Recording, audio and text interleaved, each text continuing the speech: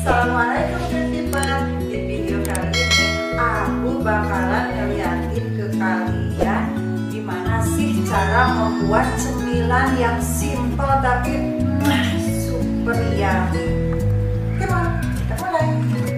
Pertama di sini aku sudah siapin ada bakso, tepung terigu, tahu, 3 siung bawang merah, 2 siung bawang putih, merica secukupnya, sebutir telur, penyedap rasa, kecap, garam, cabai rawit, bawang daun, dan minyak goreng.